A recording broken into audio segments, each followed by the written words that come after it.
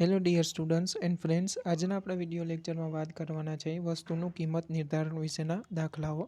તમને દાખલો આપેલો છે, પૂર્ણ હરીફાયુક્ત બજારમાં એક કંપની 10,000 ટ્રાન્ઝિસ્ટર વેચી શકે તેમ છે, જ્યારે ઇજારાયુક્ત બજારમાં વેચાણ કરવાનું પસંદ કરે તો ફક્ત 2,000 ટ્રાન્ઝિસ્ટર વેચી શકે તેમ છે.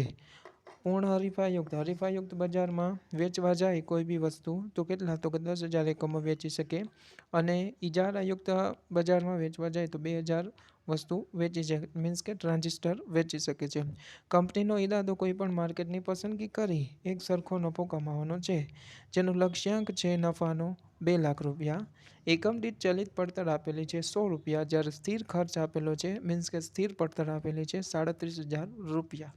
તમારે નફાનું લક્ષ્યાંક સિદ્ધ કરવા એ રીતે ઇજારાયુક્ત બજાર તથા પૂર્ણ હરીફાઈવાળા બજારની એકમ દીઠ વેચાણ કિંમત નક્કી કરી આપવાની છે.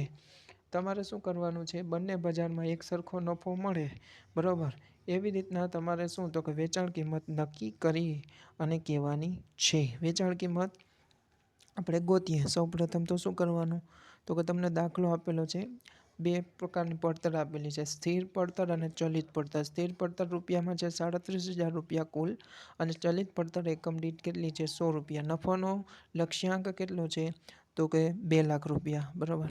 હવે તમારી પાસે 2 કન્ડિશન છે. કઈ 2 કન્ડિશન, તો કે 2 બજાર છે, એક પૂર્ણ હરીફાઈવાળું બજાર અને એક છે ઇજારાયુક્ત હરીફાઈવાળું બજાર, બરાબર. તો સૌપ્રથમ તો શું, તો કે વેચાણના એકમો તમને આપેલા છે. પૂર્ણ હરીફાઈવાળા બજારમાં વેચવા જાય તો કેટલા, તો કે 10,000 એકમો વેચી નાખે, અને ઇજારાયુક્ત બજારમાં વેચવા જાય તો 2,000 એકમો વેચી શકે તેમ છે. આપણે વેચાણ કિંમત નક્કી કરીને કહેવાની છે. તો સૌ પ્રથમ તો તમારે શું કરવાનું, એક ફોર્મેટ બનાવી લેવાનું. વેચાણ માઇનસ, મીન્સ કે બાદ ચલિત પડતર, બરાબર. વેચાણમાંથી ચલિત પડતર જાય એટલે ફાળો મળે, ફાળામાંથી સ્થિર પડતર બાદ કરો એટલે તમને શું મળી જાય, નફો, બરાબર. હવે ખાસ જોજો, રિવર્સથી આ દાખલો કરવાનો થાય. સૌપ્રથમ પૂર્ણ હરીફાઈવાળા બજારમાં આવી ધ્યાન આપવું, બેયમાં નફો તો સેમ જ રહેશે, એટલે પહેલાં નીચેથી શરૂઆત કરવાની રિવર્સથી. નફાનો લક્ષ્યાંક છે 2 લાખ, બરાબર. તો 2 લાખ ભાંગ્યા તમને એકમો આપેલા છે 10,000, તો ભાંગ્યા 10,000 કરો તો 20 રૂપિયા એકમ દીઠ તમને મળી જશે, બરાબર, નફો. પછી સ્થિર પડતર તમને 37,000 આપેલી છે, તો 37,000 લખી નાખો, બરાબર. 37,000 ભાંગ્યા 10,000 3.7 તમને રિસીવ થઈ જશે. હવે નીચેથી ઉપર જાય છે, બરાબર. ઉપરથી નીચે આવીએ તો માઇનસ કરવાનું થાય છે, ઉપરથી નીચે આવીએ તો માઇનસ કરવાનું થાય. એવી રીતના આપણે નીચેથી ઉપર તરફ જતા હોઈએ, બરાબર, તો જે તે રકમના પ્લસ કરવાનું, એટલે 2 લાખ પ્લસ 37,000 એટલે ફાળો તમારો થઈ જશે 2,37,000 ભાંગ્યા 10,000 એટલે 23.7 તમારો જવાબ આવી જશે.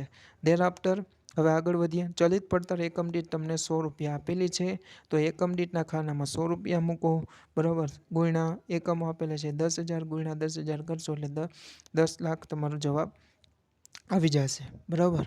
હવે તમારે રિવર્સ જવાનું છે, બરાબર. તો શું કરવાનું, તો કે ઉપર આપણે જવું હોય તો શું કરવું પડે, તો કે ચલિત પડતર તમને આપેલી છે, બરાબર.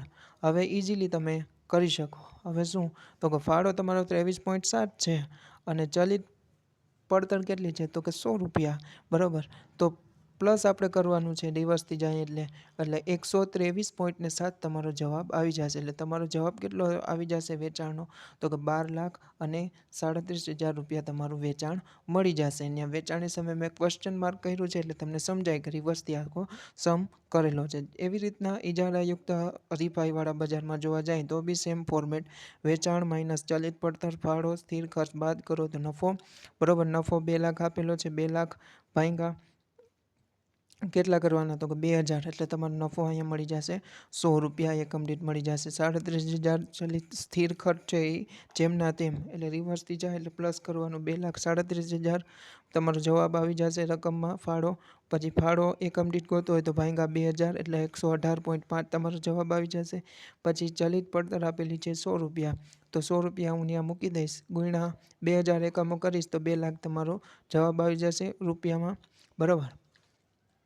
118.5 પ્લસ 100 એટલે 218.5, બરાબર. એકમ દીઠ મને વેચાણ મળી જશે, ગુણ્યા 2,000 એકમો તો છે જ મારી પાસે, તો કેટલા મળી જશે, 218.5 ગુણ્યા 2,000 એટલે 4,37,000 મારો જવાબ આવી જશે.